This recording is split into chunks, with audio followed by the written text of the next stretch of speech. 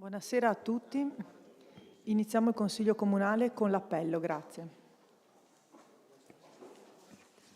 Buonasera a tutti, procedo con l'appello. Sarto Marco. Presente. Montisano Vera. Presente. Perissinotto Nicola.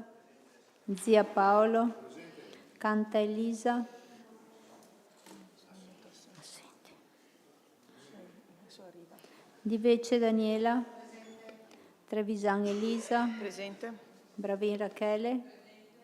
Finotto Alberto Fabio, assente, giustificato. Guglielmini Pierino. Battistuta Diego. Tamassia Evaristo. Marchesan Rocco. Buoso Arianna. Boato Giuseppe, assente. Miollo Carlo. Basolino Antonio. Facciamo l'appello degli assessori esterni. Antelmo Luca. Berardo Giampietro. Doretto Catiuscia. Presente. Munerotto Mattia. Vengono nominati scrutatori la consigliera Buoso, il consigliere Baso e la consigliera Di Vece. Punto 1 all'ordine del giorno. Adozione della variante al piano degli interventi numero 25, definizione delle altezze massime inderogabili degli edifici ricettivi alberghieri nel territorio comunale. Relaziona il consigliere Tamassia. Sì, grazie Presidente, buonasera a tutti. Allora, verificato che al fine di adeguare le norme tecniche del piano degli interventi alle disposizioni definite dall'articolo 20, comma 8 ter della legge regionale 11/2004, per stabilire un quadro di riferimento univoco, si definiscono con un apposito articolo gli obiettivi e i criteri generali del PI per consentire l'applicazione di tali disposizioni, delimitando un quadro programmatorio di riferimento per tutti gli interventi in deroga o variante urbanistica, in conformità alle direttive e prescrizioni del PAT, che relativamente alle altezze massime ammissibili, prevede l'articolo 15 di tale norme, l'eventuale realizzazione di edifici con altezze superiori a quelle dell'attuale contesto urbanizzato, anche con funzione di landmark, dovranno essere valutate in relazione ai seguenti elementi paesaggistici: il profilo del centro storico e delle sue emergenze monumentali, la vista da e verso il mare e la laguna di Caorle e le visuali aperte dal territorio agricolo lungo le principali vie di accesso. Verificato che ad oggi, alla luce delle norme vigenti e della possibilità edificatorie legate agli incentivi regionali, diverse attività alberghiere stanno ristrutturando gli immobili ai fini di adeguare ad uno standard qualitativo più alto e per incrementare l'offerta turistica, si presenta la necessità di stabilire un limite massimo all'altezza dei fabbricati in zona territoriale omogenea di 5, ora possibile in deroga anche pari a 25 metri. Preso atto della necessità di definire un criterio generale di valutazione delle altezze degli alberghi, in riferimento al profilo del centro storico e delle sue emergenze monumentali, tenendo conto della vista da e verso il mare, a tal fine è stata redatta la tavola delle altezze massime inderogabili, che è allegata alla presente deliberazione e alle norme tecniche di attuazione. Preso atto che tale individuazione escluse l'ambito del centro storico, per cui ci sono già i limiti a cui si rinvia il decreto ministeriale 1444 del 68, verificato di dare particolare rilievo all'ambito delimitato da Via dal Moro e Via della Serenissima in riferimento alla sua adiacenza al centro storico e salvaguardare invece il resto del fronte edificato riguardo la vista a mare o verso il mare, visto che le attuali norme tecniche prevedono la seguente disciplina delle altezze massime. Vi cito solo quella oggi presa in considerazione, che è il D5, che prevede 15 metri. Fatti salvi tuttavia alcuni ambiti con altezze massime maggiori realizzati in virtù dell'applicazione di norme specifiche, come sopra detto e come oggi consentite nella ZTO D5. Verificato che questo quadro disciplinare relativo alle altezze massime è tuttavia reso incerto dalle disposizioni di due leggi regionali, la 14 del 2019 e 55 del 2012. Infatti l'articolo 11 della legge 14 del 2019 consente interventi di demolizione con ricostruzione in ampliamento e sopraelevazione in deroga ai parametri edilizi di altezza definiti dal PI. In particolare il secondo comma precisa che qualora gli interventi comportino una volumetria maggiore di 2000 m3 e un'altezza superiore al 50%, sono sottoposti a permesso di costruire convenzionato. che è regolato dall'articolo 28 bis, il quale prende in considerazione la cessione delle aree a fine dell'utilizzo dei diritti edificatori, la realizzazione di opere di urbanizzazione, la realizzazione di interventi di edilizia residenziale e sociale, ma soprattutto le caratteristiche morfologiche degli interventi. Tra le caratteristiche morfologiche degli interventi si deve tenere conto dei limiti delle altezze inderogabili, che sono fatte per tutelare il paesaggio. Allora, si chiede con questa delibera di modificare sostanzialmente, anzi di modificare le norme tecniche di attuazione, di inserire un articolo 6 bis nelle norme tecniche. Cito la parte che ci interessa. Tavolo delle altezze massime inderogabili, intero territorio zone significative allegate all'NTO, che si divide il territorio comunale in due zone. La zona rossa, dove prevalentemente la vista dà verso il mare e verso le vergenze monumentali del centro storico. L'altezza massima deve essere conforme all'altezza massima prescritta dall'NTO e in ogni caso non superiore a 18 metri, e la zona gialla, corrispondente al resto del territorio comunale. L'altezza massima deve essere conforme all'altezza massima prescritta dall'NTO e in ogni caso non superiore a 21 metri. Entro l'ambito del centro storico, per la definizione dei limiti inderogabili, si rinvia all'articolo 8 del decreto ministeriale 1444 del 68. I procedimenti per il rilascio dei permessi di costruire e le istanze di accordi di pianificazione avviati prima della data di adozione della medesima variante al PI saranno conclusi sulla base della disciplina vigente al momento della presentazione delle relative istanze. Tutto ciò posto, si chiede di deliberare di adottare la variante al piano interventi numero 25, che è la definizione delle altezze massime inderogabili, di dare atto che dalla data di adozione della presente variante si applicano le misure di salvaguardia previste dall'articolo 29 legge regionale Veneto del 2004, che i procedimenti per il rilascio dei permessi di costruire presentati e avviati prima della data di adozione della presente variante al PI saranno conclusi sulla base della disciplina vigente al momento della presentazione delle relative istanze, e che sono fatte salve le istanze di accordi di pianificazione presentate antecedentemente alla data di adozione della presente variante. Qui la delibera è chiusa, volevo solo specificare due cose. La delibera di fatto va a inserire nelle norme tecniche di attuazione una norma generale. Teniamo presente che la norma generale prevista nelle norme tecniche di attuazione prevede il limite massimo per gli alberghi a 15 metri. Tutto quello che porta a 25 è di fatto in deroga. All'interno delle norme tecniche di attuazione noi andiamo a stabilire delle altezze massime. Questo cosa consente? Intanto che ci sia meno discrezionalità tra i 15 e i 25 metri per quanto riguarda la valutazione delle caratteristiche morfologiche con relativo interesse delle altezze, quando si parla di permesso di costruire convenzionato. Quindi questo consente anche una maggiore garanzia per chi viene a presentare i progetti, perché sa che non verranno più prese in considerazione come valutazione morfologico le altezze, perché sono già specificate. Io non ho altro da aggiungere. Se ci sono interventi o chiarimenti su questo punto, prego, capogruppo Miollo. Sì, grazie Presidente, buonasera a tutti quanti. No, solo per condividere con il Consiglio alcune considerazioni in merito a questa delibera che ci vede alquanto perplessi per alcuni passaggi. Il primo, direi, da un punto di vista dei 15 metri, poi sappiamo che abbiamo la variante al settore alberghiero che con le schede di sistema prevedono già delle deroghe a 15 metri, per cui dovremmo prendere quello come punto di riferimento, posto che quella variante lì è una variante di piano che dà delle indicazioni già precise. Ma a prescindere da questo entrerei più nel merito della considerazione.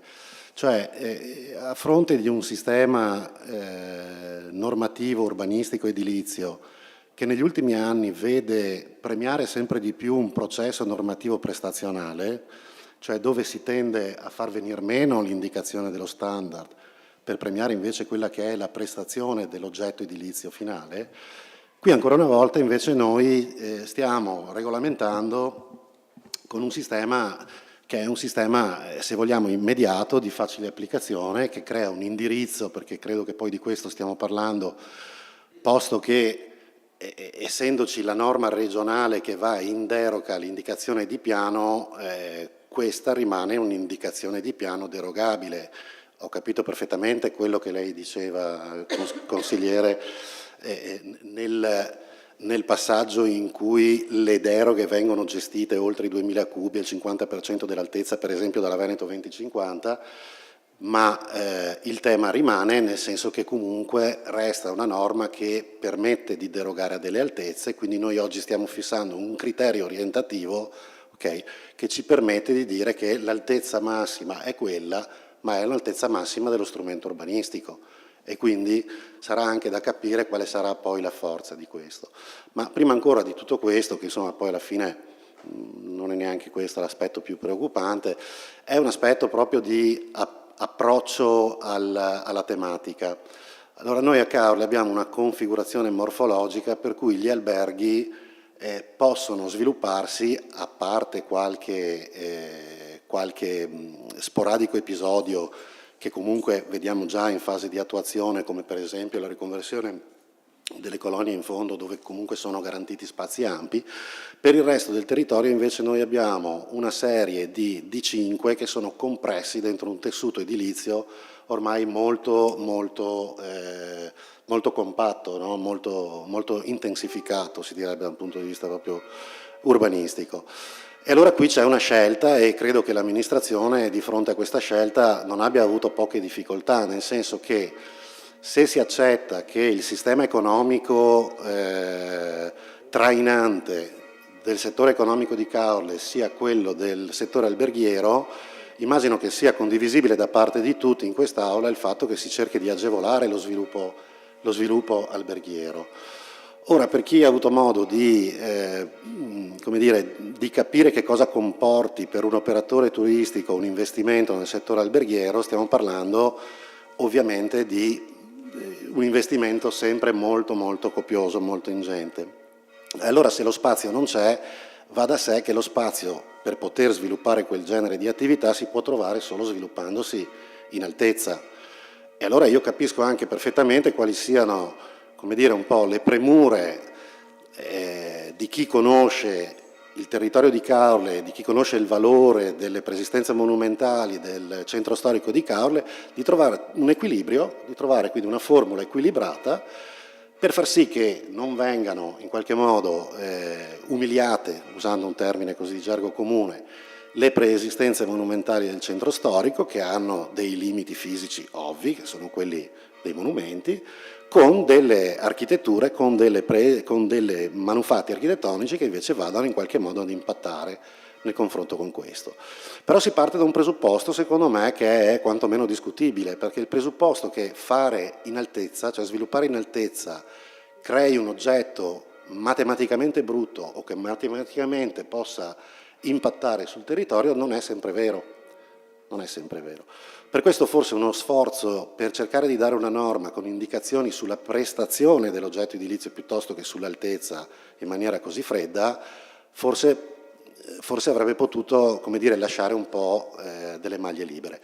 Per contro ci sono organi che sono già deputati per valutare attentamente quello che è l'impatto sul paesaggio, posto che la natura della norma fa riferimento proprio ad un impatto sul paesaggio, parlando addirittura di coni visuali, quindi della vista dal mare. Quindi su questo abbiamo la sovrintendenza, che sappiamo essere abbastanza puntuale e attenta nell'esprimersi, diciamo, su questo genere di progetti che le vengono sottoposti. Quindi, oltre a questo, un'altra considerazione che mi viene da fare è da capire un po' il senso della zona rossa, perché il senso della zona rossa mi sembra molto arbitrario, cioè è chiaro che quella lì è una zona, se vogliamo, a ridosso del centro storico, ma come a ridosso del centro storico, per esempio, ce ne sono altre che sono state qualificate gialle, dalle quali si hanno dei coni visuali immediatamente più direttamente, come dire, più immediatamente impattanti rispetto al centro storico. Faccio riferimento alla fine di Salita dei Fiori, per esempio, da quella parte lì dell'Ansa, dove sono senza soluzione di continuità un albergo dietro all'altro, lì non viene normato ad un'altezza di 21 metri. Quindi forse, probabilmente, l'altezza di 21 metri, se di indirizzo si doveva parlare, poteva prendere in considerazione anche la zona della via della Serenissima, posto che per chi la conosce quella zona vede 3 alberghi insistere su quell'area, di cui 2 sono stati recentemente ristrutturati con sopraelevazione, per cui salvo che non vengano demoliti per essere ricostruiti, rimane solo un albergo, quindi sembra che la norma faccia riferimento proprio a quello. Ma a prescindere da questo, secondo me quello che vale la pena un attimino, invito un po' i consiglieri a fare una riflessione su questo, è proprio sul fatto che mi viene da dire un po' delle due l'una: o accettiamo l'idea che sia un valore aggiunto l'investimento nel settore alberghiero, ma allora dobbiamo un po' liberarci da questo preconcetto di andare in altezza, oppure diciamo che non è prioritario, ammettiamo che non sia prioritario perché ci sono altri valori primari da salvaguardare, tutto comprensibile per carità di Dio. Sì, per queste ragioni dico che faccio anche la premessa al voto: noi voteremo contro questa norma. Si poteva forse più, in maniera forse un po' più chiara, pensare per esempio di ragionare per piani, posto che uno dopo, è chiaro che se vuol fare il furbo mi fa un primo piano di 20 metri, ma insomma non penso che siano questi i casi, perché è vero che stiamo parlando di altezze urbanistiche, però anche nell'applicazione delle altezze urbanistiche ci sono le deroghe per gli spessori dei solai. Oggi sappiamo che per esempio costruire un albergo, i solai portano via 60 centimetri, e allora se noi immaginiamo per esempio che fare 5 piani, 6 piani, 5 piani o 6 piani come stiamo pensando di fare con spessori dei solai a 60 centimetri, vuol dire che perdiamo 3,60 metri, cioè perdiamo più di un piano solo di spessori solai. Chiaro che è un riferimento urbanistico, per cui poi ci sarà la deroga su questo, limitatamente però anche a quanto si può utilizzare, a quanto si possa utilizzare come deroga. E quindi forse invito tutti a pensare che per il futuro immaginare di costruire sviluppando in altezza e cercando invece di farsi largo, cioè di pulire un po', e finisco perché mi rendo conto che mi sto dilungando, però invito tutti a ragionare anche su questo, cioè sul fatto di magari innescare un meccanismo che porti a sviluppare invece, contrariamente a quanto si vuole proporre oggi, in altezza, e magari facendo un po' delle zone verdi e facendo quindi pulizia, attuando magari anche il sistema dei crediti edilizi. Questo probabilmente porterebbe a degli oggetti edilizi più alti, con ciò avremo magari una maggiore esposizione verso il mare, un minor carico sulle spiagge, anche antropico, e magari quando uno scende di casa potrebbe trovare delle aree magari più ampie, ma è solo una riflessione che volevo condividere. Grazie. Grazie, capogruppo Miollo. C'è qualche altro intervento? Niente, possiamo passare alle dichiarazioni di voto. Allora, prego, capogruppo Zia. Grazie Presidente, buonasera a tutti, e a riguardo del punto proposto esprimiamo parere favorevole. Prego, capogruppo Marchesan. Grazie Presidente, buonasera a tutti. Condividiamo in pieno quanto detto dal capogruppo Miollo e quindi anche noi esprimiamo voto negativo. Prego, capogruppo Miollo. Voto contrario. Prego, sindaco. Sì, cercherò perché credo che questo argomento meriti veramente quell'attenzione che ha visto questa maggioranza, dedicarci del tempo, e non è stata sinceramente né una scelta facile, una scelta che ha avuto una serie di confronti anche con chi segue l'urbanistica per conto dell'amministrazione comunale, tenendo conto che il bene comune va preservato perché è per definizione tale, e di conseguenza il compito di questo Consiglio credo che sia veramente quello di preservare il bene comune di questa città, di questo territorio. Secondo le riflessioni che ha fatto, perché ma entrambi a questo punto mi viene da dire, perché il capogruppo Marchesan ha sposato in pieno le osservazioni fatte dal capogruppo Miollo. Un paio di riflessioni mi vengono da fare immediatamente. La prima: è discutibile, certo che sì, tutto è discutibile nella parte in cui ci viene detto ma voi limitate le altezze, ed è vero, ma non dimentichiamoci che secondo il principio per cui noi dovremmo sviluppare in altezza e poi non si verifica così, perché l'imprenditore in quel caso vuole l'altezza e anche la cubatura per l'occupazione del sedime. Perché se le domande fossero articolate nel modo in cui, benissimo, voglio liberare il sedime perché voglio costruire in altezza, beh, insomma, su questo potremmo anche rifletterci. Ma guarda caso, in tutte le ipotesi che si sono verificate in questi anni, e poi cerco di fare anche un excursus normativo e dei casi che noi abbiamo visto in questi anni e che sono sotto gli occhi di tutti, perché poi quello alla fine è il risultato. E noi non possiamo pensare ad oggi, ma dobbiamo pensare al domani di questa città, al futuro di questa città. Allora, se è limitativo stabilire un'altezza, beh, lo era anche la legge regionale stabiliva l'altezza dei famosi 25 metri. È una legge regionale, quella sul piano casa, la prima, la legge 14, che ha completamente esautorato le amministrazioni comunali sulla pianificazione. E io non oso pensare se quella legge regionale oggi fosse ancora esistente nei termini in cui era stata concepita per il rilancio dell'economia, che cosa sarebbe questa città. Non oso minimamente pensare. E mi viene qualche dubbio quando sento dire dal capogruppo Marchesan che condivide le stesse cose, quando è stato approvato il PI, capogruppo Marchesan, nel 2015, quell'amministrazione poneva un limite alle strutture ricettive di 15 metri, lei lo sa questo, di 15 metri. Nel 2015, con delibera del Consiglio Comunale, gliela cito anche, la numero 52, quell'amministrazione poneva due limiti.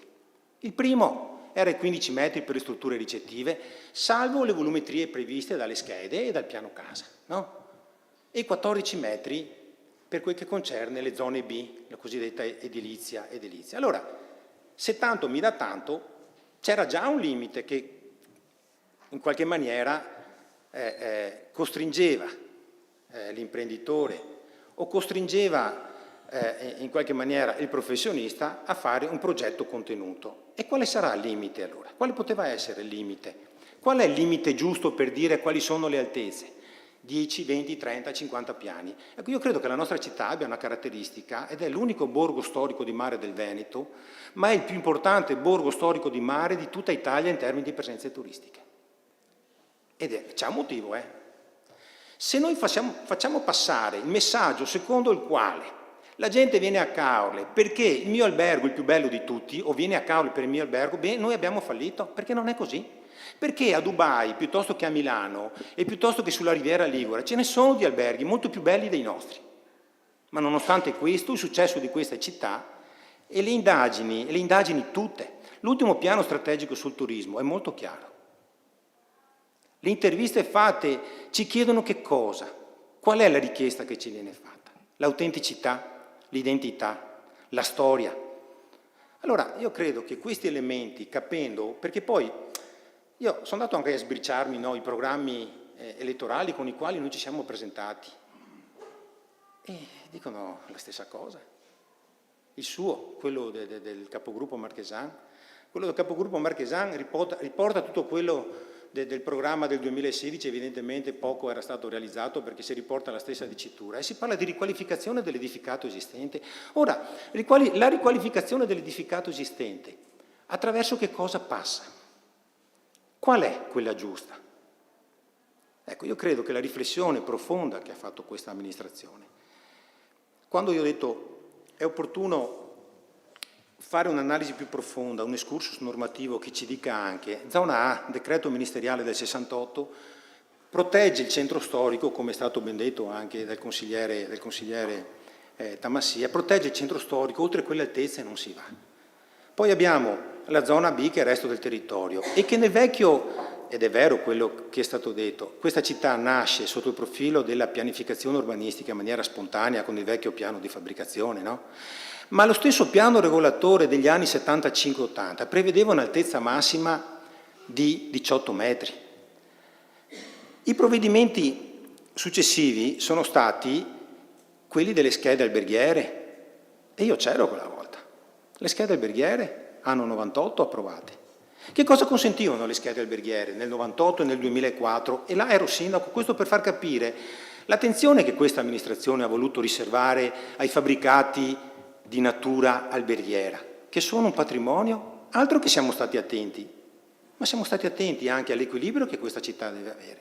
Ma siamo stati attenti nel momento in cui già nel 2004 e nel 1998 gli alberghi venivano definiti così, con la delibera del Consiglio Comunale, la numero 69 del 29/9 del 2000 e la numero 1998 di Consiglio Comunale, quella sugli svincoli alberghieri, vengono adottati i criteri di svincolo delle attività alberghiere dove si stabilisce la valenza di interesse pubblico delle strutture alberghiere, perché era quello l'unico strumento che ci consentiva di andare in deroga allo strumento urbanistico e ai famosi 18 metri. Ed era quello che ci aveva permesso di fare uno strappo rispetto ad una situazione che si era consolidata negli anni, ma quelle varianti prevedevano che cosa? Prevedevano l'ampliamento degli spazi comuni, degli spazi a servizio, in qualche rarissimo caso, perché avevamo bisogno di qualità, in qualche rarissimo caso di un aumento di recettività. Io porto 2 esempi che dovrebbero veramente farci riflettere profondamente. Di un territorio che è molto simile, Porto Santa Margherita e Duna Verde. Ora Porto Santa Margherita è là. E chi mai la salverà? Ci proviamo? Noi potremmo pensare di lavorare sull'arredo urbano, sulle strade, sui marciapiedi, sul lungomare per quello che sarà possibile, ma quella rimarrà. E Duna Verde, che è ancora una località ricercata, che è una località ricercata e che è ancora attuale nella maniera più assoluta, dove i prezzi dell'edilizia sono completamente diversi da Porto Santa Margherita. E già questo dovrebbe essere un primo focus ed è uno degli elementi su cui abbiamo riflettuto profondamente.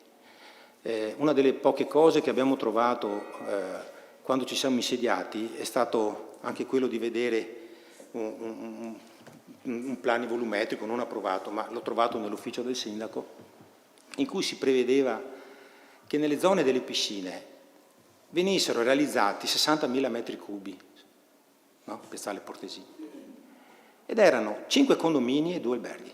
Ora, io credo che quella non sia riqualificazione dell'edificato esistente, che quella sia altra cosa. Ma con gli imprenditori, purché questa cosa venga sistemata, abbiamo detto che solo, e se si tratta di alberghiero, questo per far capire l'attenzione, siamo disposti, non noi, perché il sacrificio non è nostro, il sacrificio è di questa comunità. Il consumo del suolo non è di questa amministrazione, è di questa comunità. Allora, sgomberiamo ogni dubbio sul fatto che questa amministrazione non abbia avuto attenzione rispetto alle strutture alberghiere, dalla mia storia, che ho appena citato, a quello che si sta verificando oggi. Perché se limite c'è limite ed è, scusate il gioco di parole, limitativo della libertà di un imprenditore di potersi in qualche maniera sbizzarrire, lo era anche semplicemente il piano casa. Allora, tornando all'escursus normativo, dicevo, negli anni 2000 la variante alberghiera, prima fase e seconda fase, il piano casa che, come dicevo, ha completamente esautorato, perché il piano casa ha messo nelle condizioni, noi abbiamo visto sorgere dei condomini di 5, 6, 7 piani, da una casetta che era di 100 metri quadrati. E li abbiamo sotto gli occhi di tutti, se vuole ve li cito anche quali sono stati gli accordi di pianificazione. Sia a fronte di un indennizzo, ci sono state aree F come quella vicino al Marina Verde, trasformate in un condominio, ma c'è il beneficio pubblico. Sì, c'è il beneficio pubblico. E dopo, una volta spesi quei soldi, qual è il beneficio pubblico per questa comunità? E se vuole ne faccio altri di esempi. Fatto questo tipo di... arriviamo al fatto che già la stessa norma Veneto 2050, che andava in deroga rispetto alle altezze, rispetto ai confini, e sulle volumetrie non ne parliamo, a un certo punto da una sentenza legittima evidentemente, perché qua purtroppo in Italia si fanno le norme, poi c'è la giurisprudenza che ci corregge perché effettivamente le fattispecie sono tante. Cosa fa nel 2016? Questa norma limita le distanze perché ti dice a un certo punto, sì, non è che puoi fare tutto quello che vuoi in barba a... E sappiamo anche che cosa si è verificato a Jesolo con le ultime sentenze rispetto al cono d'ombra di alcune residenze con quei grattacieli che sono stati fatti. Allora quando mi si viene a dire ma noi pensiamo di andare a Jesolo ad investire perché Jesolo in questo momento è bloccato e io non voglio assolutamente, e questa amministrazione non vuole assolutamente assomigliare a Jesolo, e meno ancora a Bibbione. Questa amministrazione vuole mantenere l'autenticità e l'identità che questa località ha. E questo è un bene prezioso, un bene... Io ho avuto la grandissima soddisfazione nell'occasione del G20 di vedermi in qualche maniera riconosciuto, ma non è evidentemente un merito mio, la bellezza di questa città, la bellezza di questa città. Ed è vero, ma abbiamo scelto anche come location un albergo a 8 piani, perché è meraviglioso, ma non possono essere tutti così, perché allora viene stravolto il tessuto di questa. Ed è vero che ci siamo anche resi conto di un'altra cosa in questo percorso, che non è stato, ribadisco, facilissimo, che non possiamo, perché gli imprenditori devono avere delle certezze. Io credo che questa amministrazione non abbia mai pensato di penalizzare Tony piuttosto che Bepi. Noi non abbiamo mai pensato di penalizzare nessuno, ma di essere trasparenti e di avere quel confronto trasparente con delle regole chiare che consentissero all'imprenditore. E ci siamo resi conto anche che c'erano delle procedure in itinere e quegli imprenditori avevano delle aspettative legittime di realizzare secondo le vecchie norme. E il consigliere Evaristo l'ha detto: fatti salvi i procedimenti in essere, perché noi non possiamo pensare di modificare le regole mentre si sta giocando. E di conseguenza cosa è successo? È successo che ai procedimenti in itinere gli si è riconosciuta quella che era una legittima aspettativa di questi imprenditori, i quali hanno fatto degli investimenti, hanno speso delle risorse umane ed economiche, convinti di fare una cosa, e non è che, siccome siamo l'amministrazione, seppure c'era questa facoltà, perché avessimo imposto, anche con il permesso a costruire rilasciato, questa salvaguardia, molto probabilmente le cose sarebbero andate in un certo modo. Allora, siccome siamo seri e trasparenti, ma anche in quello che vogliamo, perché l'abbiamo detto dall'inizio, perché qualcuno potrebbe anche dire: ma arrivate oggi? Arriviamo oggi dopo discussioni, dopo confronti anche dal punto di vista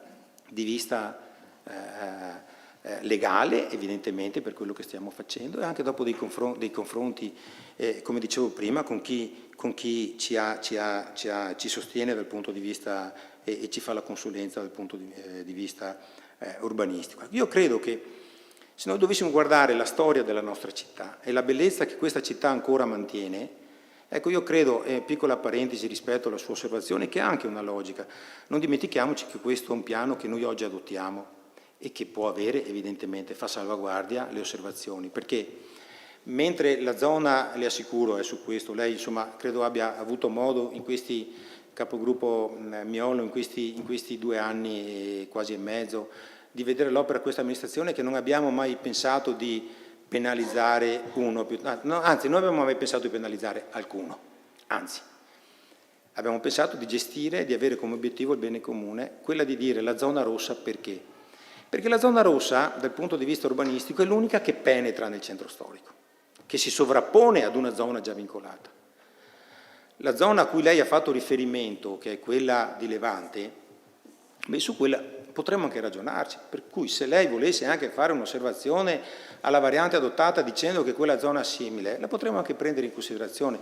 Per noi non lo era nel momento in cui l'abbiamo analizzata, perché c'è uno strappo dall'ultimo fabbricato realizzato, che è quello della scogliera, salvo i fabbricati dell'area verde che arretrano e sono sicuramente più bassi, per tutto il lungomare che va fino alla Madonnina e fino al ristorante Veliero, con quella fascia a cui lei ha fatto riferimento, e che è staccata anche a livello di fronte mare rispetto all'ultimo fabbricato. Però, se lei ritenesse che questo crea una disparità, siamo pronti anche a valutare questo aspetto, perché, ribadisco, noi non abbiamo pensato questa norma contro qualcuno. E siamo altrettanto convinti, piuttosto di vede, perché anche sulle altezze, come ha detto lei, va premiata la qualità, ma non sempre è facile. Noi abbiamo oggi 2 strutture che vengono realizzate, che saranno degli alberghi a 5 stelle. Uno ha scelto, e che non si venga a dire che solo l'altezza può consentire gli investimenti, uno ha scelto i 5 piani, che è il Cavallino Bianco, no? Ha scelto i 5 piani, ha sviluppato sottoterra, l'altra poco prima ha scelto gli 8 e i 6, anzi inizialmente erano 7 e 7 la sovrintendenza, figuriamoci la sovrintendenza, però non ha scelto ad esempio di andare sottoterra, per cui quello spazio che doveva essere occupato magari da servizi oggi sarà destinato a servizi e molto probabilmente a parcheggi.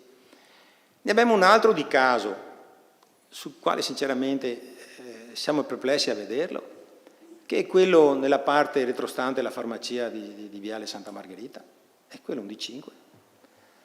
Ecco, io credo che ad esempio l'amministrazione comunale di interventi come quello non ne abbia bisogno, l'amministrazione comunale, scusate, perdonatemi, questa città non ne abbia bisogno in termini di qualità.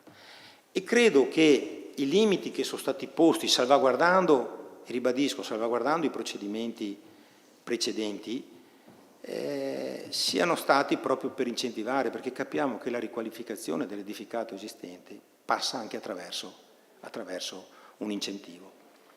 Ora, io ho fatto l'elenco, ma ve lo risparmio, di tutti gli interventi che dagli anni 70-80 il fabbricato, quello ex Bozza, ce l'abbiamo tutti sotto gli occhi, no?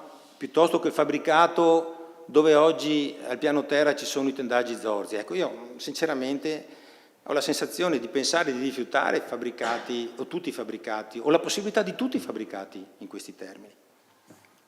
Il condominio Tropicana, quelli sono degli anni 70-80 e credo siano stati degli errori all'epoca e non sono sicuramente il biglietto da visita di questa città. Poi penso all'intervento del 2012 del condominio Tropicana, penso all'hotel Stella Mare, sto cercando nel 2016, che ha comunque ritenuto di investire nonostante il piano casa nei 7 piani, perché con quello nascosto sono 7 piani. Penso all'hotel Marco Polo per i 6, penso...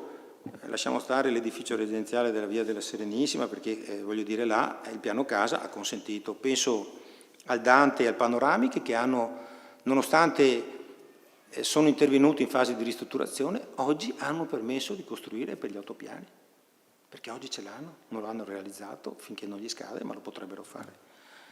Penso all'intervento in via Don Orione dell'Hotel Bravin, all'albergo che ho citato prima, al Coloriamo, quello di fronte al Marina Verde, all'Acqua Palace, anche là non hanno deciso, avevano la possibilità di andare in altezza, non l'hanno sfruttata. Vuol dire che si può fare turismo anche senza sviluppare non solo tutta la volumetria, tutto quello che è possibile ed immaginabile, tenendo il giusto equilibrio. Ho detto il Cavallino Bianco, se penso a quello dietro, a quell'intervento, perché è giusto fare... Cioè, noi ci siamo posti tutti, abbiamo fatto queste riflessioni su tutti i casi per capire, perché c'è sempre da imparare, magari uno dice stiamo effettivamente sbagliando. Ad una casa che era a 2 piani e che oggi è un condominio da 6-7 piani, quella dietro all'hotel, quello di Manzini, all'Hotel Garden, penso ho detto prima all'Albergo Blu. Ecco, allora, se noi valutiamo la storia nella persona del sottoscritto rispetto all'atteggiamento e alla questione delle strutture alberghiere, ma se valutiamo tutte queste considerazioni che sono state fatte, io credo che l'amministrazione abbia cercato di trovare il giusto equilibrio cercando di preservare. E poi, lo metto qua, lo dico qua, arriveremo perché questa, e su questo c'era urgenza per poter garantire. Questo sì l'abbiamo fatto in un futuro non lontanissimo di tutti coloro che volessero investire, quali sono le regole certe, perché non ci siamo mai nascosti sotto questo aspetto. E poi arriveremo alla questione delle zone B.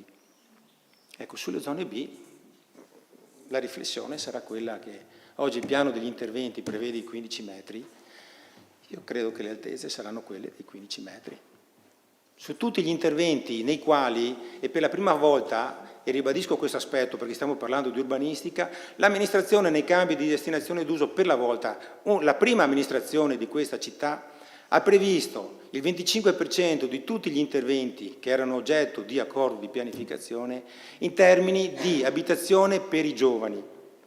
Questa è una forte politica della casa, che era richiamata anche nel nostro programma elettorale, perché vuol dire consentire a quelle che sarà possibile naturalmente, ma gli interventi sono già 3 o 4, la possibilità di acquisire una casa ad un prezzo di costo e non che poi ci si mette d'accordo. Il bando lo farà il Comune, sarà il Comune che dirà chi saranno gli assegnatari. Ecco, io credo che se noi valutiamo tutte queste cose dette dal Sindaco in questa sede, perché era giusto spiegare, le motivazioni sono forti, l'argomento è importante perché riguarda il futuro della città. Ecco, io credo che noi non così potremo salvaguardare il futuro meraviglioso di questa Caorle, lo potremo salvaguardare come è stato fatto in passato, cercando di contenere, come ha fatto chi. E Caorle esisterà prima di tutti quegli imprenditori, esisteva prima di tutti quegli imprenditori che vengono anche dal sindaco, che vogliono fare speculazioni. Solitamente sono imprese edili che provengono dall'esterno, certo che portano lavoro, ma poi se ne vanno, ce le lasciano là quelle cose, e che vengono a dirmi anche quando incontrano il sindaco: ma no, a noi piacciono le cose belle. E perché a noi piacciono quelle brutte? E noi lo facciamo per la città? No, voi lo fate per il vostro tornaconto, per la vostra speculazione. E questa cosa noi la rimandiamo al mittente. E se qualcuno di questi vuole andare ad investire a Jesolo piuttosto che ad Eraclea, è ben che ci vada. Che ci vada. Che sia chiaro su questo. Il principio è che il bene comune va preservato. E molto probabilmente potremmo anche essere in questo momento limitativi, ma non ci precludiamo la possibilità, anzi, ci precludiamo la possibilità di vedere rovinata la nostra città. Poi, dopo di questa amministrazione, se sarà ancora questa in continuità, se sarà un'altra, avrà questa facoltà. Ma ognuno si assume le responsabilità per le decisioni che prende. E queste decisioni sono fondamentali, non ribadisco, per l'oggi. Sono fondamentali per il domani e per il dopodomani di questa comunità.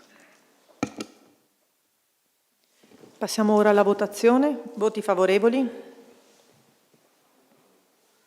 Contrari? Passiamo al punto 2 dell'ordine del giorno. Modifica all'articolo 29 del regolamento di polizia e sicurezza urbana, rubricato divieti relativi ai veicoli ai fini del decoro e della sicurezza del centro storico. In relazione all'assessore Munerotto. Grazie Presidente, buonasera a tutti i consiglieri. Con questa delibera andiamo a modificare l'articolo 29 del regolamento di polizia e sicurezza urbana, con l'obiettivo di dare decoro e sicurezza al centro storico. Come sappiamo, soprattutto durante il periodo estivo, il nostro centro storico è interessato con un notevole afflusso di velocipedi che ha creato nel passato soprattutto una serie di difficoltà e di disagio per quanto riguarda l'aspetto del decoro, creando un disordine, ma anche sull'aspetto di disagio anche per i nostri esercizi commerciali e pubblici esercizi.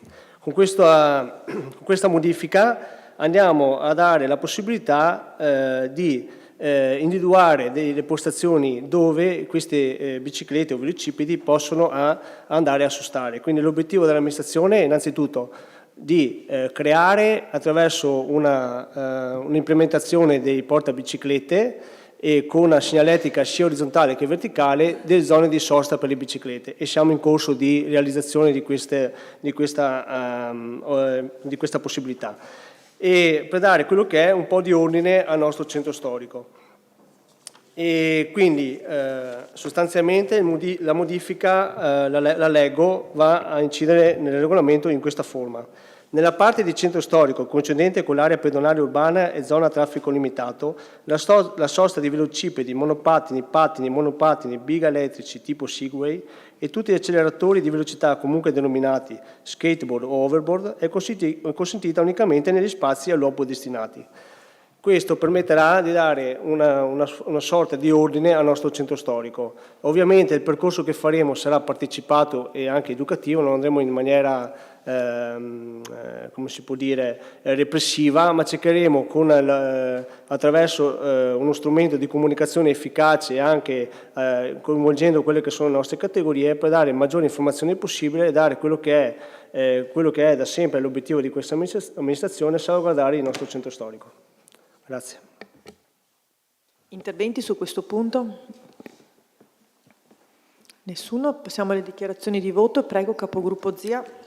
Grazie Presidente. Riguardo il punto esposto esprimiamo parere favorevole. Prego, capogruppo Marchesan. Grazie Presidente, anche noi voto favorevole. Prego, capogruppo Miollo. Voto favorevole. Passiamo alla votazione. Voti favorevoli? Passiamo al punto numero 3. Affidamento servizio gestione parcheggi custoditi e riservati all'azienda speciale Don Moschetta, quinquennio 23-27. Implementazione del servizio con integrazione e gestione dell'area parcheggio ubicato in Viale dei Tropici. Relazione all'assessore Berardo. Grazie Presidente, buonasera a tutti. La delibera ha per oggetto la trasformazione di una parte del parcheggio di Viale di Tropici, retrostante il plesso scolastico Palladio, da zona a pagamento non custodito, cosiddetto zona blu, a parcheggi riservati alle attività turistiche e ricettive, per dare un riscontro all'aumento della richiesta di parcheggi da parte degli operatori del settore. Il parcheggio comunale Via dei Tropici, retrostante il plesso scolastico Palladio, viene attualmente adibito a zona a pagamento non custodito per il periodo dal 1 aprile al 30 settembre ed ha una capienza di circa 150 posti auto. L'azienda speciale Domoschetta, alla luce dell'aumento della richiesta da parte degli operatori turistici, ha richiesto di trasformare le prime 4 file di parcheggi, per un totale di 69 posti auto, da zona blu a parcheggi riservati. In seguito alla trasformazione, i parcheggi verranno assegnati agli operatori turistici alla tariffa di €350, già stabilita per i parcheggi riservati in via Ferrara con delibera di giunta comunale numero 47 del 7/3/2024.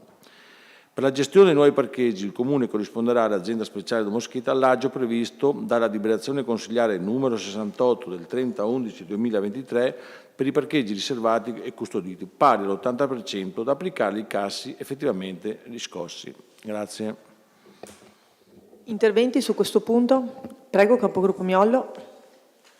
Grazie Presidente. No, solo ancora una riflessione da portare un po' all'attenzione di tutti, perché è evidente che il problema c'è, nel senso che da un lato si cerca di risolvere il problema della richiesta sempre crescente di posti auto da parte degli operatori turistici e bisogna dare una risposta, dall'altra però si crea un altro problema perché si sottraggono posti auto per i cittadini, sostanzialmente per l'uso dei cittadini. Il tutto per dire che ci si auspica che venga fatto a breve, insomma, un piano sui parcheggi o comunque venga presa a breve in mano una situazione che evidentemente, posto anche che questo è positivo, che gli operatori turistici stiano investendo, quindi aumentando la capacità ricettiva, questo è un dato positivo e questo ha bisogno di maggiori posti auto. Dall'altra parte però sta diventando un problema davvero molto sentito questo del parcheggio che non si trova d'estate, e quindi auspichiamo che l'amministrazione prenda o stia prendendo in mano a stretto giro anche una pianificazione puntuale proprio per cercare di dare definitivamente risposte a questo annoso problema. Sappiamo che c'è sempre la questione del parcheggio scambiatore esterno con una visione che però non mi pare che possa essere immediatamente o comunque a breve realizzabile come visione futura, e su questo ci siamo già espressi che condividiamo, diciamo, la linea dell'amministrazione, però insomma, bisognerà trovare il sistema di risolvere il problema dei parcheggi. Grazie. Altri interventi su questo punto? Prego, capogruppo Marchesan. Anch'io sono abbastanza critico su questo allargamento dei parcheggi, togliendo la disponibilità ai residenti. Prendo atto che quest'anno, invece che dal 1 aprile, siamo passati al 1 maggio, la chiusura del primo parcheggio di Via di Tropici, e quindi ringrazio anche l'amministrazione per questo.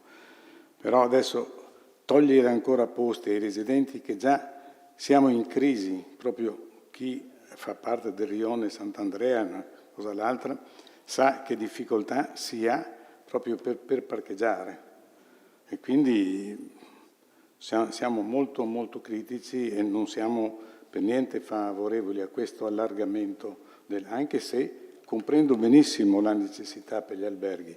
Poi anche c'è un'emergenza, per quest'anno facciamo così, ma la delibera parla di 5 anni, mi pare. Quindi per vedere per i prossimi 5 anni questa riduzione mi fa propendere per essere contrario a questa delibera. Se non ci sono altri interventi, passiamo alle dichiarazioni di voto. Prego, capogruppo Zia. Grazie Presidente. Riguardo il punto esposto esprimiamo parere favorevole. Prego, capogruppo Marchesan. Come già accennato, noi voteremo contrari. Prego, capogruppo Miollo. No, riguardo al punto, noi esprimiamo voto di astensione con le premesse di prima, quindi auspicando che venga presto preso per mano. La ringrazio. Prego, sindaco.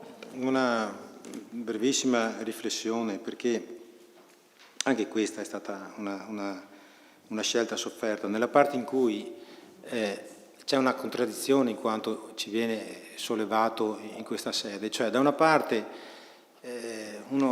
o ci viene detto, prospettato, siamo contro alla limitazione della ricettività, dall'altra la possiamo lasciare libera completamente, però non date i posti agli albergatori perché li sottraete alla comunità. Allora, anche qua noi possiamo fare con quello che abbiamo, e le assicuro, capogruppo Miollo, che la questione è stata presa in considerazione.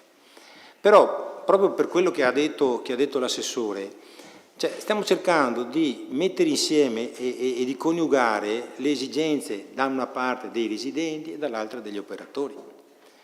Perché poi negli interventi edilizi, in passato c'è stato qualcuno addirittura che si era accaparato, aveva usato la monetizzazione dei parcheggi usando il multipiano, perché anche questo era successo. Allora, qualcuno che oggi ci critica rispetto alle scelte dei parcheggi, beh, insomma, se io osservo la scellerata realizzazione del primo tratto di Viale Santa Margherita a senso unico, beh, là i parcheggi sono stati tolti e se uno dovesse o avesse avuto un briciolo di attenzione ai residenti, molto probabilmente quella scelta non sarebbe stata fatta. Allora, o noi in questa sede critichiamo la maggioranza ma facciamo delle proposte alternative, perché sennò diversamente e semplicemente per partito preso, cioè quello di dire siamo contrari perché è certo che i residenti ci battono le mani, a noi batteranno le mani gli albergatori, ma non è questo quello che cerchiamo. Non abbiamo bisogno che nessuno ci batta le mani. Abbiamo bisogno di riuscire a coniugare, di mettere insieme le esigenze di un'offerta turistica che è parte fondamentale dell'economia di questa città con le esigenze dei residenti. Difficile, difficilissimo. Perché?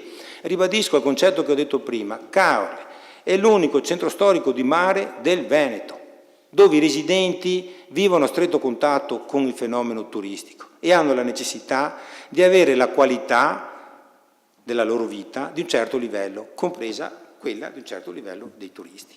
Ecco. Perché? Perché una cosa è strettamente legata all'altra. La fatica che stiamo facendo, oltre a prendere in mano la questione, per cui ci saranno anche degli sviluppi, in questo senso apprezzo il suo voto di astensione, perché capito il problema non posso essere a priori contro. Sono contro a priori al piano finanziario sulla TIA perché l'aumento del 9,9. Certo che sì, io l'ho detto qua nell'altra seduta del Consiglio Comunale, è la scelta fatta nel 2013, non l'abbiamo mica fatta noi, quella di attribuire per 30-35 anni il servizio oggi ad un gestore dal quale non possiamo più ritornare indietro. Non abbiamo mica fatta noi quella scelta. Non ci siamo mica trovati noi con gli arretrati da pagare sulla TIA e che oggi ci viene tenendo conto poi che l'aumento delle materie prime è stato del 30, del 40% e noi facciamo un piano finanziario tenendo conto dei prezzi di 2 anni precedenti. Allora, bisogna avere anche la semplicità e la trasparenza nel dire io al posto di questa amministrazione cosa farei? E se trovo qualcosa di meglio lo suggerisco e noi siamo pronti perché le cose si fanno insieme, siamo più forti insieme. Io ho detto nel momento del mio insediamento tendo la mano, non la tengo perché sennò alla minoranza, perché abbiamo bisogno del vostro contributo.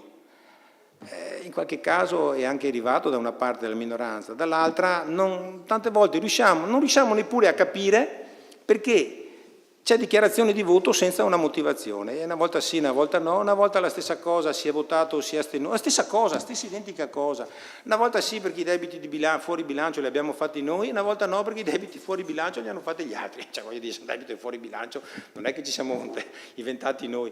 Allora dico, siamo qua e non possiamo, se vogliamo fare le cose fatte bene, siamo pronti, io so, l'ho detto già in questo contesto, mi faccio del male perché il Consiglio potrebbe, ma abbiamo veramente qualche volta anche difficoltà a motivare le nostre decisioni. Qualche volta abbiamo, allora il sindaco non vuole fare il maestro di nessuno, il sindaco può raccontare quali sono le motivazioni delle scelte che abbiamo fatto e mi sforzo anche di farlo, qualche volta sto pure zitto e magari la cosa passa via così sembrando che non ci sia interesse o che l'abbiamo fatta con una certa superficialità, certo che no, Dio santo, però nel momento in cui siamo qua e mi viene detto io no, io no, io non gioco, stavolta qua non gioco, perché non lo so, perché se uno lo sapesse mi direbbe anche no per questo e questo motivo.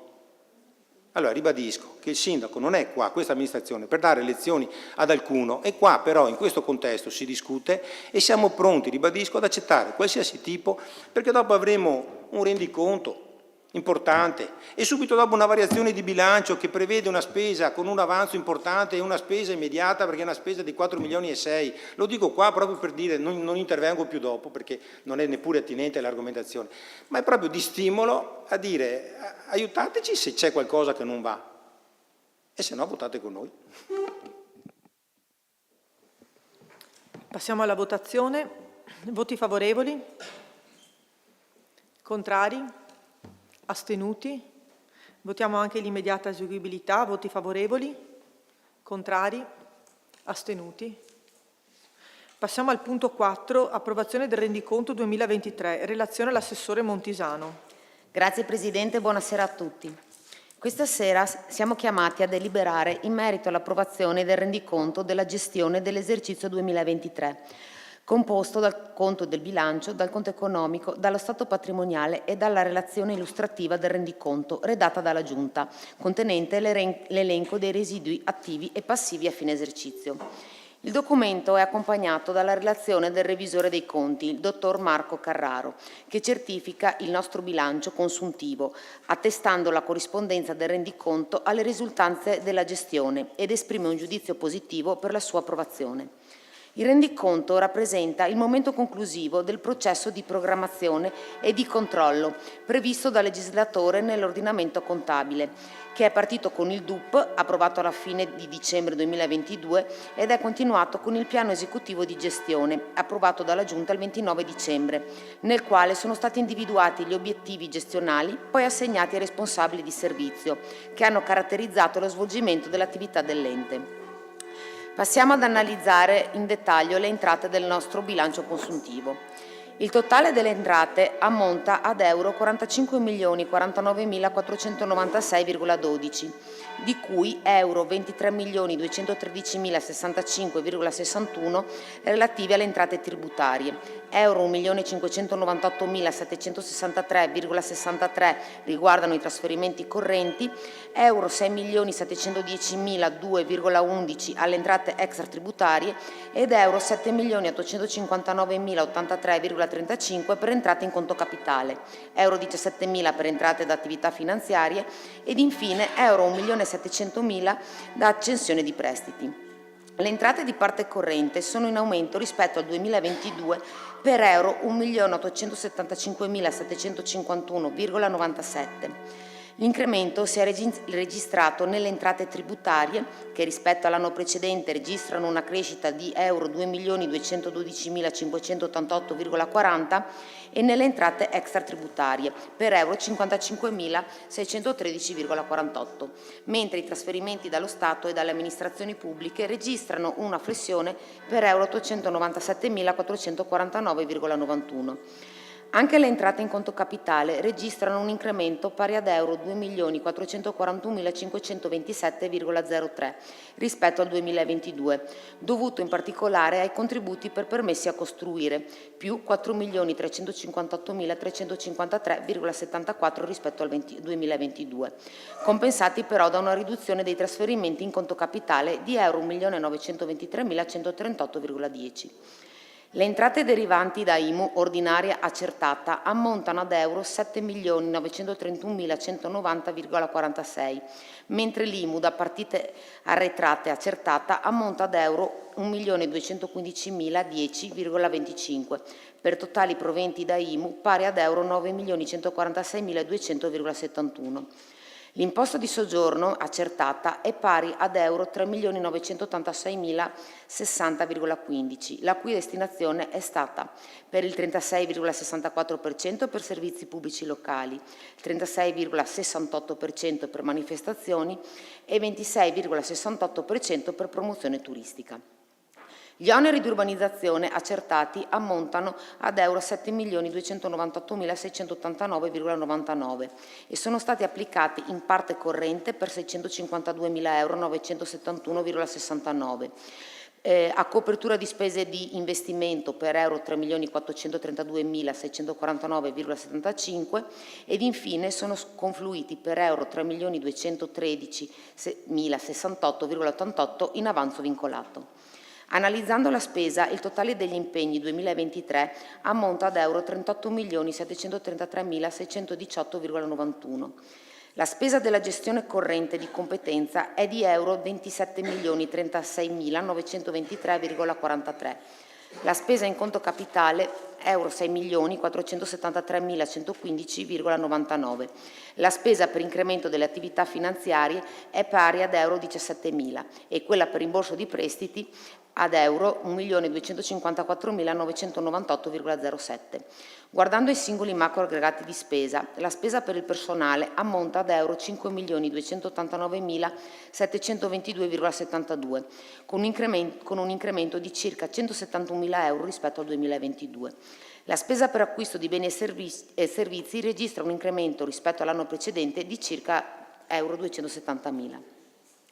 Gli investimenti conclusi nel 2023 ed iniziati nello stesso anno o negli anni precedenti ammontano ad euro 6.473.115,99, mentre gli investimenti iniziati nel 2023 o in anni precedenti e ancora non conclusi al 31 dicembre sono confluiti nel fondo pluriennale vincolato per euro 9.815.231,89. Complessivamente, quindi, il Comune ha gestito investimenti per totali euro 16.288.347,88. In particolare evidenzio alcuni degli interventi finanziariamente più rilevanti.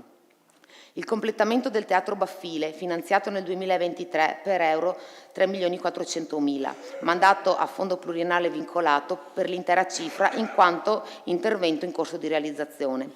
Il secondo stralcio dei lavori di riqualificazione urbana ed architettonica di Viale Santa Margherita, che complessivamente vale 3.650.000 euro, che nel 2003 è stato impegnato per euro 1.180.792,61 e mandato a fondo pluriennale vincolato per euro 1.054.834,47 in quanto ancora in corso. Lavori di sistemazione di Piazza Libertà e viabilità di accesso a San Giorgio di Livenza, che complessivamente valgono 1.200.000. Sono stati impegnati nel 2023 per 224.042,90 euro e rinviati a fondo pluriennale vincolato al 2024 per euro 962.659,44 ancora in corso. La differenza rispetto al totale è stata impegnata in anni precedenti. Le manutenzioni straordinarie delle strade riguardanti vari interventi su diverse vie impegnate nel 2023 sono pari ad euro 934.912,30, mentre ammontano ad euro 542.154,38 quelle rinviate al fondo pluriennale vincolato al 2024. I lavori di sistemazione del marciapiede Salita dei Fiori, primo e secondo stralcio, finanziati complessivamente nel 2023 per 720.000 euro, sono stati completati per euro 53.530,48 nel 2023 e rinviati al 2024 per euro 666.469,52. I lavori di sistemazione di edifici scolastici, finanziati nel 2023 per euro 500.000, sono stati completati nel 2023 per 487.702,17 e rinviati al 2024 per euro 12.297,83. I lavori di sistemazione dell'edificio della Polizia Locale, di complessivi euro 379.178, sono stati impegnati nel 2023 per euro 237.972 e rinviati al 2024, in quanto ancora in corso, per euro 141.205,99. Percorso ciclabile Caorle Ponteriello, finanziato nel 2023 dal valore complessivo di euro 1 milione, è stato impegnato nel 2023 per euro 663.446,89 e rinviato in fondo pluriennale vincolato al 2024 in quanto ancora in corso, per euro 242.168,28. Sistemazione Piazza De Gasperi, finanziata nel 2023 per euro 300.000, è stata interamente rinviata in fondo pluriennale vincolato al 2024. Lavori di tombinamento di Viale Dalmazia Duna Verde, finanziati nel 2023 per 600.000 euro, sono stati interamente rinviati in col fondo pluriennale vincolato al 2024.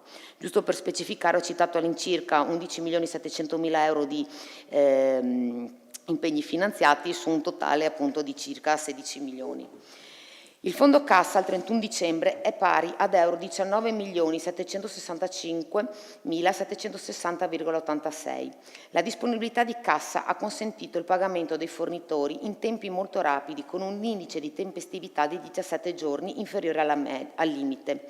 In pratica il Comune paga le fatture con un tempo medio di 13 giorni. L'amministrazione ha adottato anche nel 2023 misure al fine di assicurare l'equilibrio finanziario del bilancio nella spesa corrente, con attività costante di analisi e monitoraggio delle spese di esercizio e con una costante verifica dei costi di gestione dei servizi rapportati alle prestazioni rese e alle tariffe applicate. L'ente ha rispettato gli obiettivi di finanza pubblica, conseguendo un risultato di competenza non negativo pari ad euro 9.425.093,10 ed un equilibrio complessivo di euro 5.792.078,29.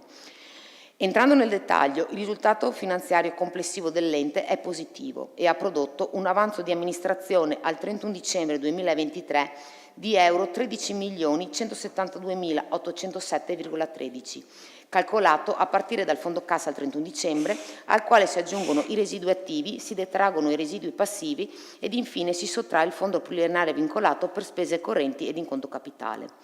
Il risultato di amministrazione risulta così suddiviso. Parte accantonata euro 3.186.764,36. Parte vincolata euro 4.178.860,93, avanzo destinato agli investimenti euro 375.073,79, parte disponibile euro 5.432.108,05. Grazie. Ci sono interventi su questo punto? Nessuno? Passiamo alle dichiarazioni di voto. Prego, capogruppo Zia. Grazie Presidente. Riguardo il punto esposto esprimiamo parere favorevole. Prego, capogruppo Marchesan. Grazie Presidente, noi il parere è contrario. Volevo far osservare che non doveva essere approvato entro il 30 del 4, il rendiconto, come è previsto anche in delibera, ho visto. Rispondi tu, Vera? Prego. Sì, doveva essere approvato, solo che per tutto il lavoro che è stato fatto sul riaccertamento dei residui e l'eliminazione che è stata fatta, abbiamo avuto bisogno di più tempo. Abbiamo avuto un momento, diciamo, tra virgolette, possiamo definire l'esercizio provvisorio di 9 giorni, adesso l'approviamo e siamo a posto, ma non è che c'è una sanzione o cose del genere. Va bene, grazie. Prego, capogruppo Miollo. Noi esprimiamo voto di astensione. Passiamo alla votazione. Voti favorevoli? Contrari? Astenuti? Votiamo l'immediata eseguibilità. Voti favorevoli? Contrari? Astenuti? Passiamo al punto 5 dell'ordine del giorno. Variazione al documento unico di programmazione 2024-2026, sezione piano triennale ed elenco annuale dei lavori pubblici. Variazione al bilancio di previsione finanziario 2024-2026. Il bilancio di previsione 2024-2026 è stato approvato con delibera consigliare numero 9 del 18 gennaio 2024, mentre al punto precedente dell'ordine del giorno odierno è stato approvato il rendiconto 2023. Le variazioni di bilancio di previsione 2024-2026 che si procedono ad apportare con questa delibera traggono origine dalla puntuale analisi dei fabbisogni legati all'andamento della gestione, dall'attuazione degli obiettivi indicati nel DUP e dalle priorità indicate dall'amministrazione. Complessivamente questa variazione ammonta ad euro 8.147.612,07. Prevede l'applicazione di avanzo destinato agli investimenti per euro 373.500, di avanzo vincolato per euro 877.952,07, di cui euro 703.184,89 per spese in conto capitale ed euro 174.767,07 per spese in parte corrente, e di avanzo libero per euro 4.355.700, di cui euro 4.268.000 per investimenti ed euro 87.700 in parte corrente. Comprende maggiori entrate da vendita ed erogazione di servizi per euro 10.600, trasferimenti da amministrazioni locali per euro 256.960 e contributi agli investimenti per euro 96.000. Vi sono inoltre compensazioni tra capitoli di spesa. In questa variazione vi sono anche riapplicazioni al bilancio di obbligazioni giuridiche già assunte ed eliminate dai residui in sede di riaccertamento, in quanto contabilizzate come eseguite, mentre invece sono ancora in corso. Nel settore di finanze vengono stanziati euro 15.000 per l'acquisto di un software per la gestione della mensa scolastica ed euro 54.700 per dare un incarico esterno a supporto della rinegoziazione del debito del Comune. Ammontano ad euro 8.500 ed euro 13.500 le previsioni di spesa del settore politiche territoriali e sviluppo economico urbanistica relative rispettivamente alla restituzione di oneri di urbanizzazione e alla restituzione di proventi da monetizzazione parcheggi. Al settore servizi alla persona vengono destinati euro 25.000 per l'acquisto di una nuova gabbia per il lancio del martello, essendo necessario sostituire quella presente presso lo stadio Chiggiato. Si stanziano euro 76.000 per attività di promozione turistica ed euro 100.000 per manifestazioni turistiche. Al settore tecnico vengono destinati euro 50.000 ad incremento di quanto già stanziato per la manutenzione del municipio, euro 10.000 ad incremento di quanto già stanziato per l'acquisto di palchi per le manifestazioni, euro 100.000 per piccoli ed urgenti interventi di manutenzione strade, euro 10.000 quale contributo all'utilizzo della sala di commiato di San Stino di Livenza, euro 85.000 per l'acquisto di attrezzature e software per il mercato ittico, euro 130.000 per la sostituzione dei serramenti e la realizzazione di percorso coperto presso la palestra Fermi, euro 30.000 per la sostituzione della pavimentazione in legno della palestra Alighieri, euro 50.000 per la realizzazione di un campo da basket e di una fontanella ad una verde, euro 200.000 per lavori di messa a norma dell'impianto sportivo Romiati a San Giorgio, euro 100.000 per spese manutenzione straordinaria su alloggi pubblici da effettuarsi prima di nuove assegnazioni, euro 50.000 per l'acquisto di arredo urbano, euro 30.000 per l'acquisto di luminarie, euro 20.000 per l'acquisto di giochi per parchi. Con la variazione di oggi si rende anche necessario aggiornare il programma delle opere pubbliche triennali contenuto nel DUP, approvato con deliberazione del Consiglio Comunale numero 79, in data 28 dicembre 2023, apportando modifiche ed inserendo nuove opere. Vengono inseriti euro 300.000 per i lavori di efficientamento energetico del fabbricato ERP in via del Rombo numero 6, complessivamente opera finanziata con avanzo per 210.000 euro e per euro 90.000 con il contributo regionale della legge 160/2019. Per i lavori di riqualificazione di Corso Rovigno, Piazza Spalato e Piazza Seebenico, quindi parliamo di Duna Verde, vengono stanziati euro 1.100.000, mentre euro 800.000 vengono destinati alla riqualificazione di Via Amalfi e Corso Pisa, e qui siamo a Porto Santa Margherita. Vengono inseriti nel piano euro 300.000 per l'acquisto di nuovi spogliatoi per lo stadio Chiggiato ed euro 700.000 per la manutenzione straordinaria delle strade. Si rende necessario rifinanziare la realizzazione del percorso pedonale del canale dell'orologio per euro 250.000, sia per un aggiornamento dei prezzi, l'opera passa da un costo di euro 400.000 ad euro 500.000, che per sostituire con avanzo quella parte di contributo che finanzia l'opera, ma che deve essere utilizzata per le spese accessorie di gestione del contributo. Anche l'opera di via Isarco viene rifinanziata, poiché passa da euro 750.000 a complessivi euro 800.000 per revisione prezzi. Inoltre si rende necessario procedere a coprire con avanzo euro 500.000 del costo dell'opera, prima coperti con contributo, poiché tale domanda è stata ammessa ma non finanziata, trovandosi in una posizione molto bassa della graduatoria. Grazie. Interventi? Passiamo alle dichiarazioni di voto. Prego, capogruppo Zia. Grazie Presidente. Riguardo il punto esposto esprimiamo parere favorevole. Prego, capogruppo Marchesan. Grazie Presidente. Noi esprimiamo voto contrario. Prego, capogruppo Miollo. Astensione. Passiamo alla votazione. Voti favorevoli? Voti contrari? Voti astenuti? Votiamo anche l'immediata eseguibilità. Voti favorevoli? Contrari? Astenuti? Passiamo al punto 6 dell'ordine del giorno. Regolamento comunale, imposta di soggiorno, approvazione e modifiche. Relazione all'assessore Montisano. Grazie. L'imposta di soggiorno è stata istituita con deliberazione consigliare numero 88 del 29 novembre 2012, che ha approvato anche il relativo regolamento, da ultimo modificato con deliberazione consigliare numero 68 del 26 novembre 2018.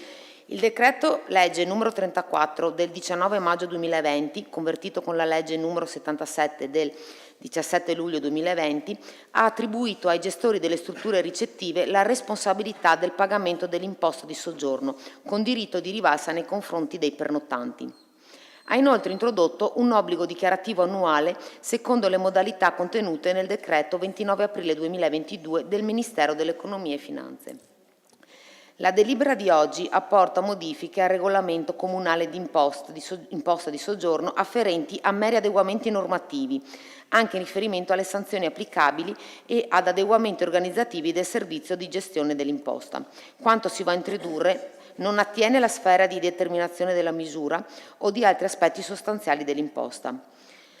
Le modifiche apportate entreranno in vigore il primo giorno del secondo mese successivo a quello della loro pubblicazione sul sito internet a cura del Ministero dell'Economia e delle Finanze.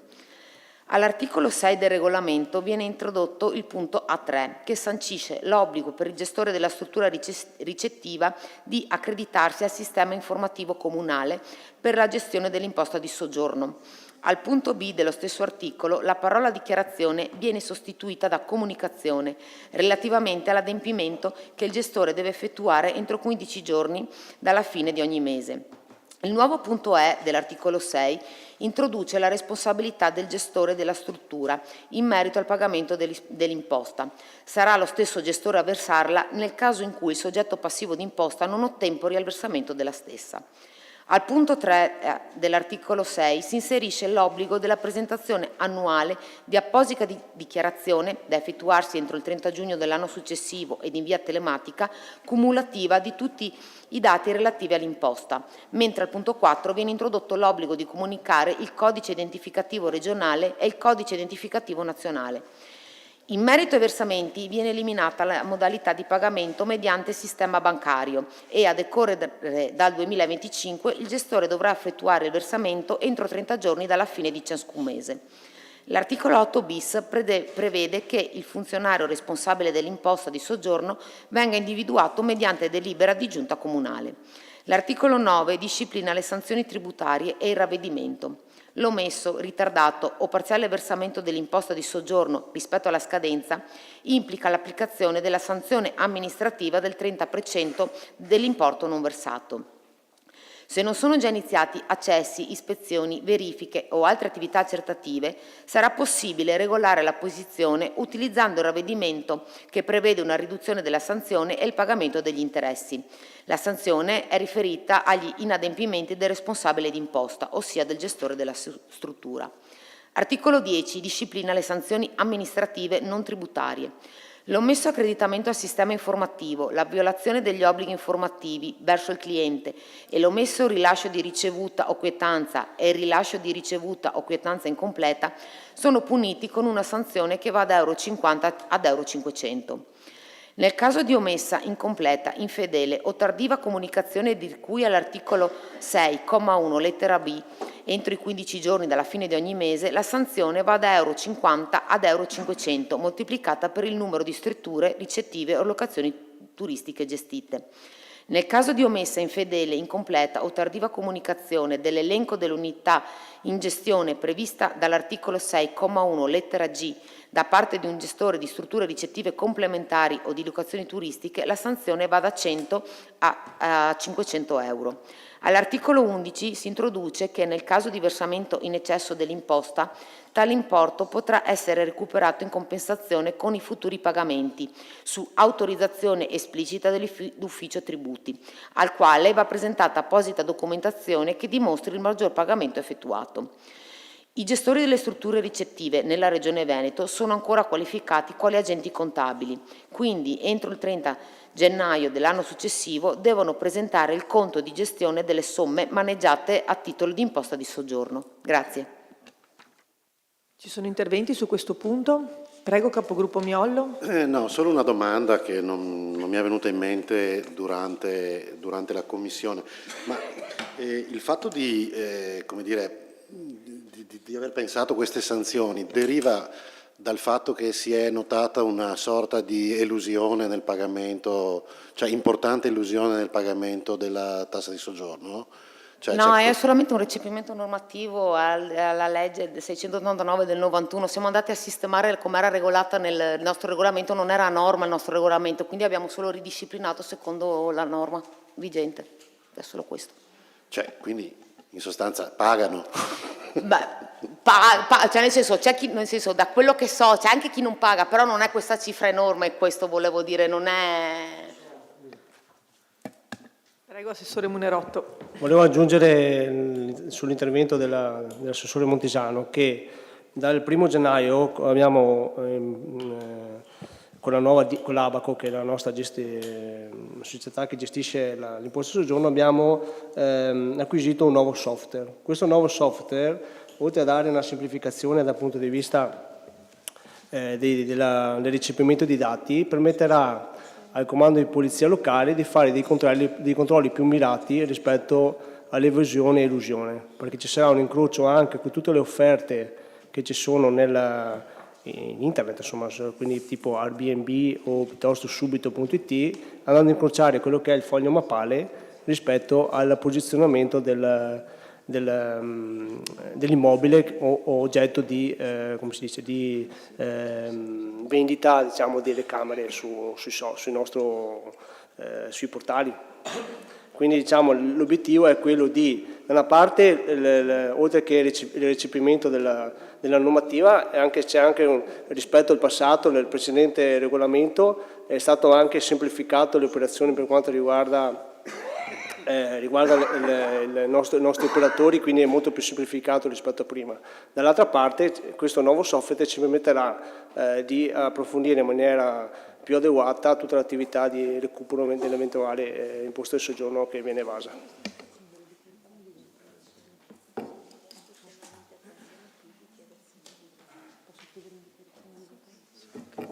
Se non c'è altro passiamo alle dichiarazioni di voto. Prego, capogruppo Zia. Grazie Presidente, esprimiamo parere favorevole. Prego, capogruppo Marchesan. Grazie Presidente, anche noi voto favorevole. Prego, capogruppo Miollo. Voto favorevole. Passiamo alla votazione, voti favorevoli. Votiamo anche l'immediata eseguibilità, voti favorevoli. Okay. Passiamo al numero 7, l'ultimo punto all'ordine del giorno, attività di vigilanza e controllo sull'azienda speciale Don Moschetta. Approvazione bilancio di esercizio 2023, relazione all'assessore Montesano. Grazie. La vigilanza, il controllo e la verifica sull'attività dell'azienda speciale Don Moschetta da parte dell'amministrazione comunale sono disciplinati dall'articolo 42 e seguenti dello Statuto dell'azienda stessa. Il bilancio al 31 dicembre 2023 dell'azienda speciale Don Moschetta presenta un totale attivo pari ad euro 5.124.116. Il patrimonio netto ammonta ad euro 2.466.407 e un totale passivo pari ad euro 5.124.116. Il risultato dell'esercizio ammonta ad euro 6.926. Questo utile scaturisce dalla differenza tra valore e costi della produzione, pari ad euro 48.178, alla quale si sottrae il risultato della gestione finanziaria, pari ad euro 1.460, e le imposte, pari ad euro 39.792.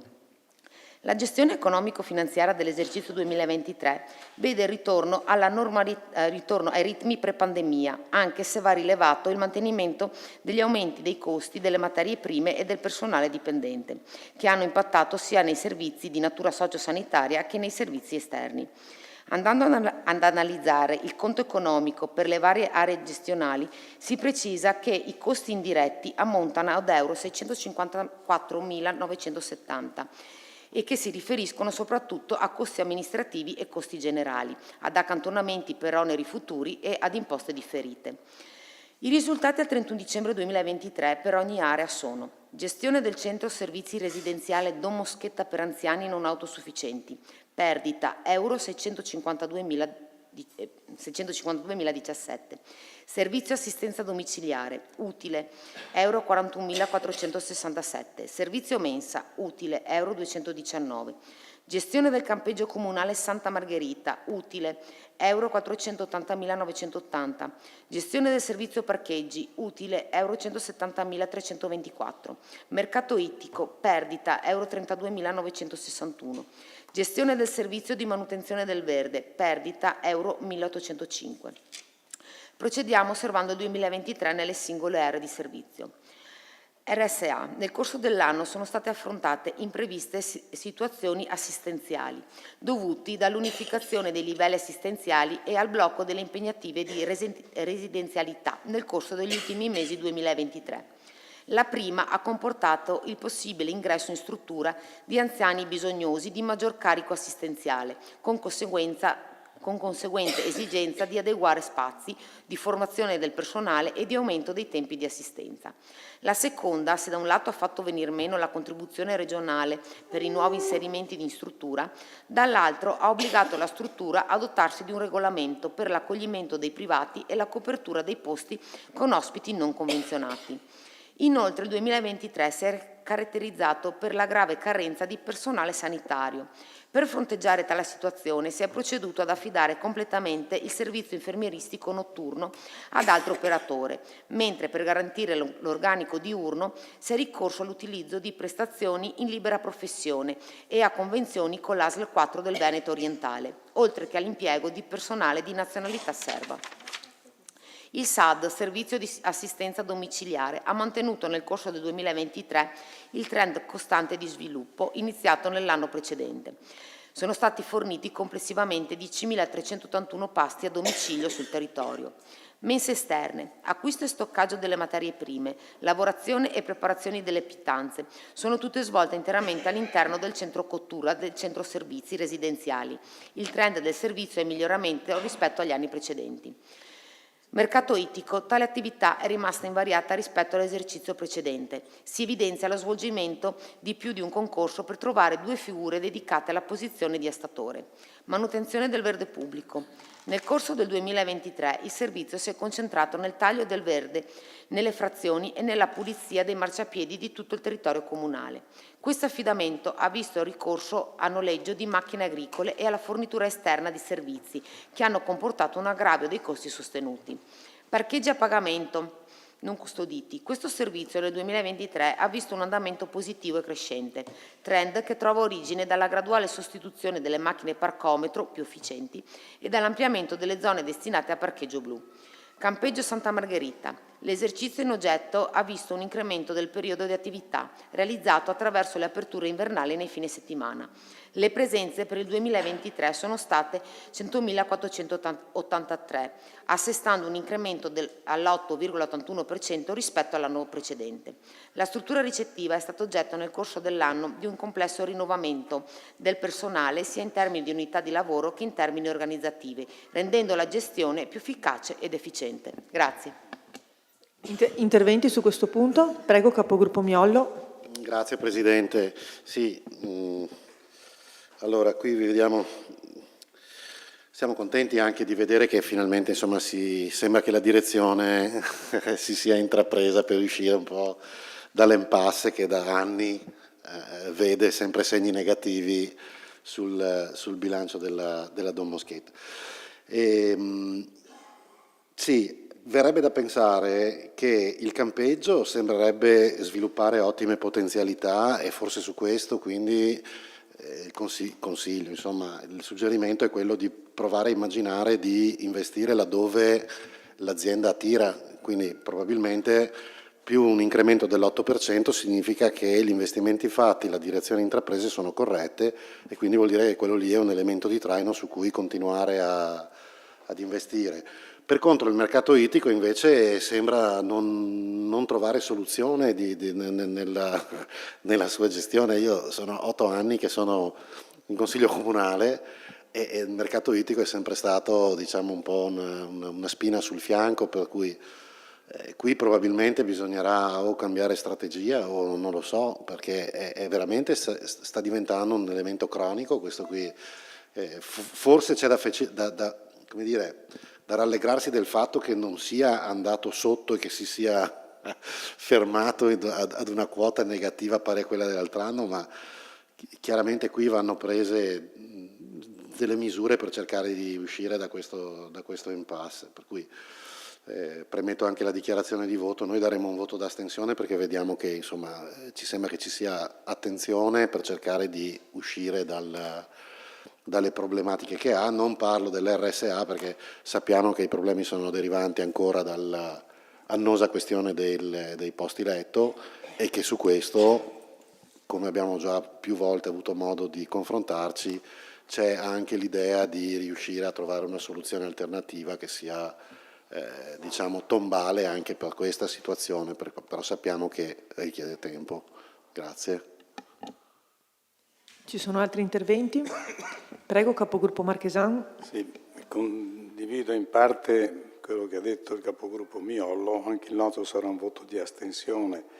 Non sottolineerei però la passività del mercato ittico perché svolge anche una funzione sociale e quindi mi fa piacere che almeno vediamo un positivo nel bilancio, ecco, che al mercato ittico c'è ora qualche modifica, probabilmente sì, comunque non sottolineo la passività proprio per la motivazione che ho detto prima, appunto che il mercato ittico svolge anche una funzione sociale. Insomma, grazie.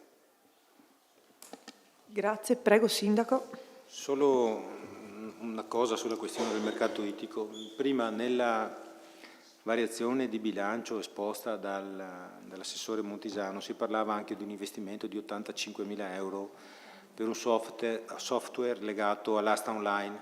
No? Qual è il problema in questo momento che si sta verificando?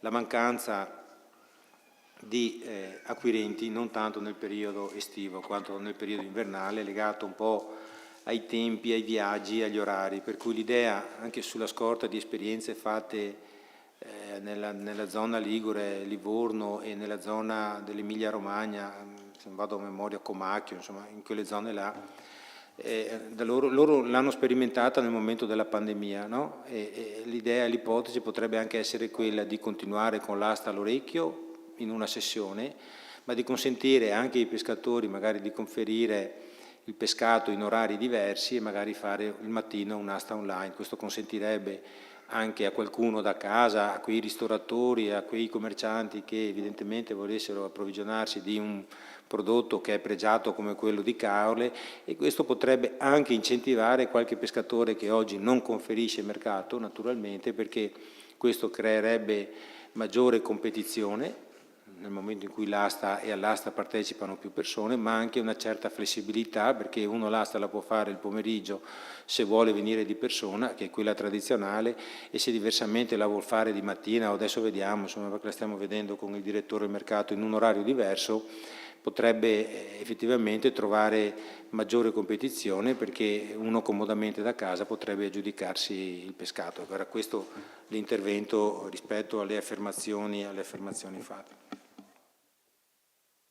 Se non c'è altro, passiamo alle dichiarazioni di voto. Prego, capogruppo Zia. Grazie Presidente. Riguardo il punto esposto esprimiamo parere favorevole. Prego, capogruppo Marchesan. Grazie Presidente, noi come accennato ci asteniamo. Prego, Capogruppo Miollo. Voto di astensione. Passiamo alla votazione. Voti favorevoli? Astenuti? Contrari non ce n'erano. Passiamo anche alla votazione sull'immediata eseguibilità. Voti favorevoli? Astenuti? Grazie, questo era l'ultimo punto all'ordine del giorno. Dichiaro chiuso il Consiglio e vi auguro buona serata.